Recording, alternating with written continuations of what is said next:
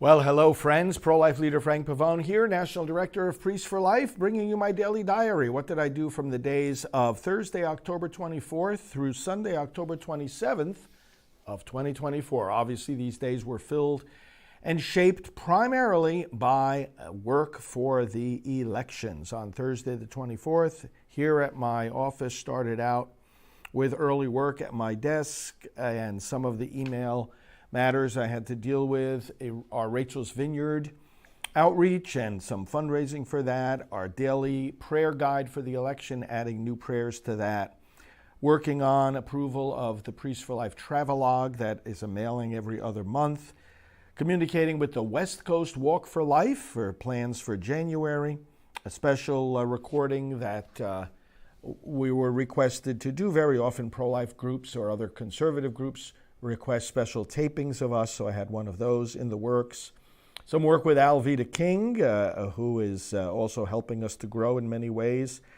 Communication with other leaders regarding the state ballot measures on abortion, and approval of Priests for Life mailings. I had to tape in the studio here on Thursday morning a program for our ballot measures special. That was a program we had to tape in the morning for the evening of that same day, and then also liturgical videos that is online where we show the clergy how to preach from the Sunday readings on pro-life topics. Had to tape more of those here in the studio. Had some lunch, did another audio taping that was requested of us, some desk work, and then a 3 o'clock interview for about 40 minutes with a Florida-based podcast. Then at 3:45, a meeting with our executive director and someone from our finance department, just a 15-minute meeting, actually starting to get ready for our Christmas activities and Christmas cards. Short videos taped at 4 o'clock, some short videos for distribution on social media. At 4:15, I had another interview for about an hour here in the studio with another podcast.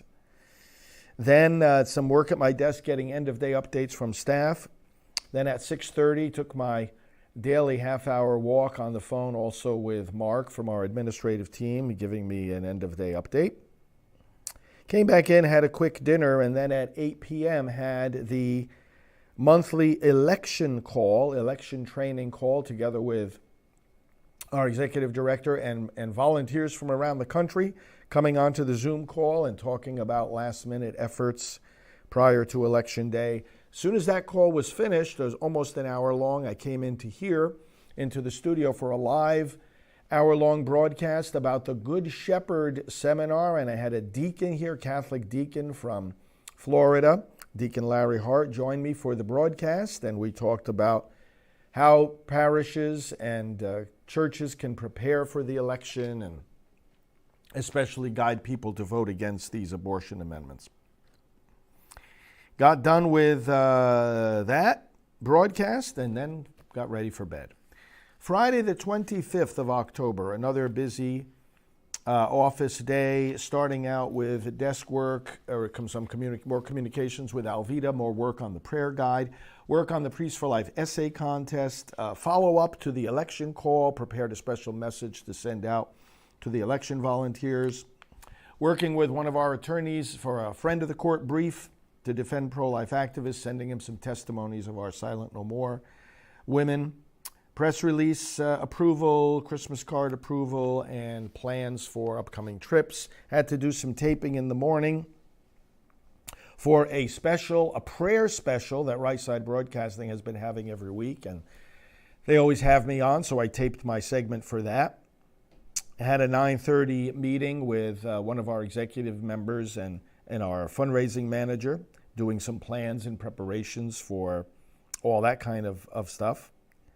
That was at 9:30. Then at 10:30, I was in here for another hour-long taping with our friend Bishop Aubrey Shines. Again, some hard-hitting political messaging about Kamala Harris and the anti-Christian messaging coming from her side of the aisle.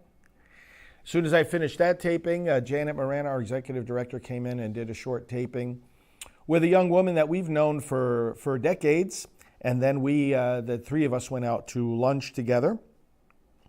And then came back, did some more work at my desk. Then, let's see, at 2:30, I had a meeting with some members of the team about our broadcast schedule, looking ahead to the final week of preparation for Election Day. So we did some detailed planning.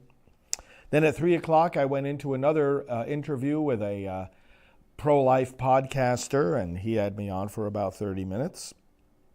Then I did some additional taping for our social media with our social media coordinator, and then some late afternoon desk work, getting end-of-day updates from staff and doing more planning. And then at 6:30, update from our executive, Mark, and I took my walk while doing so. Signed some books and cards in the evening and did quiet work at my desk. Saturday, I was here the full day in the office.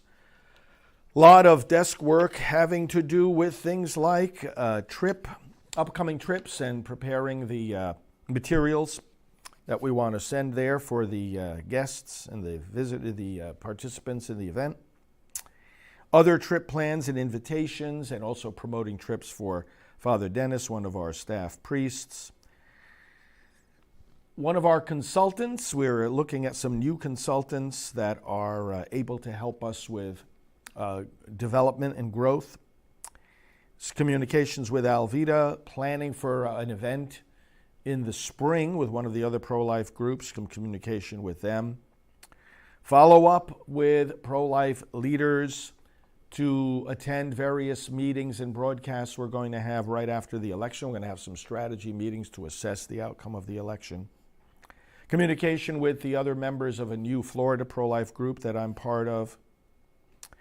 So also looking at some interview requests, follow up to the Good Shepherd seminar, looking at some new spots for fighting the abortion ballot measures. We've developed some new spots, so I was getting them out there, bringing them to the attention of various key staff who will promote them.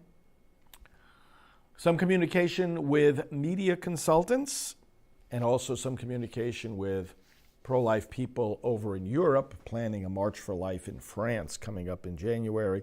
We always support those international events.